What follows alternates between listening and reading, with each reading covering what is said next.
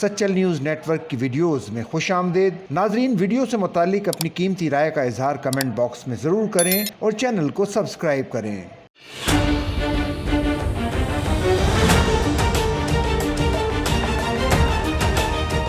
مصطفیٰ عامر قتل کیس اور اس حوالے سے تعلیمی اداروں میں منشیات کے بڑھتے استعمال کے انکشافات کے بعد کراچی کے تعلیمی اداروں میں منشیات کے استعمال کو روکنے کے لیے سخت اقدامات کا فیصلہ کر لیا گیا۔ اسپیشل انویسٹیگیشن یونٹ حرکت میں آ گیا۔ جس اسکول یا کالج میں اس طرح کا کوئی کیس ہوا اس کا لائسنس بھی منسوخ کیا جا سکتا ہے۔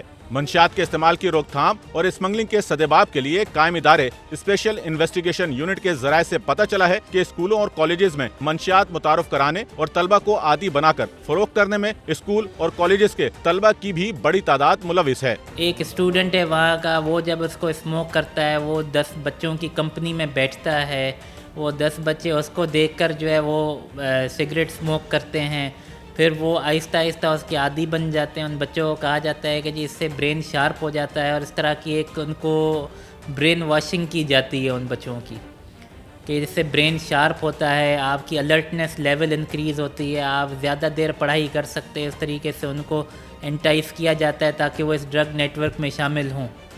تو یہ ٹیکنیکلی وہ یوزرز تو وکٹمز ہیں۔ مصطفیٰ عامر کیس کی تحقیق اور ساحر سے کی جانے والی تفتیش سے کراچی کے پوش علاقوں میں چلنے والے ایسے اسکول اور کالجز کا سراغ ملا ہے جہاں بڑے پیمانے پر منشیات کا استعمال کیا جا رہا ہے۔ اسپیشل انویسٹیگیشن یونٹ کی جانب سے ایسے اسکولوں کو شارٹ لسٹ کیا گیا ہے جن کے خلاف کارروائی کا فیصلہ کر لیا گیا ہے۔ پلان بھی کر رہے ہیں کہ جو ہم نے کچھ اسکول شارٹ لسٹ کیے ہیں، میں نام آپ کو نہیں بتاؤں گا، لیکن ہم ان کی انتظامیہ کے پاس جائیں گے، ان کو انفیکٹر سے اپرائز کریں گے اور ان کو یہ چیز باور کرائیں گے کہ اگر وہ اپنے طور پر ایفرٹ نہیں لیں گے تو ہم بینگ لا انفورسمنٹ ایجنسی ان اداروں کے خلاف بھی سخت ایکشن لیں گے۔ ذرائع کے مطابق کراچی کے پوش علاقوں میں چلنے والے اسکول اور کالجز میں سب سے زیادہ استعمال ہونے والا نشہ ویڈ ہے، جو انتہائی مہلک اور خطرناک ہے۔ بیرون ملک میں اسے طب میں استعمال کیا جاتا ہے، جبکہ ہمارے معاشرے میں اسے منشیات کے طور پر استعمال کیا جا رہا ہے، جس کے 1 گرام کی قیمت 20 سے 21,000 روپے بتائی گئی ہے۔ کوکین ہم نے جو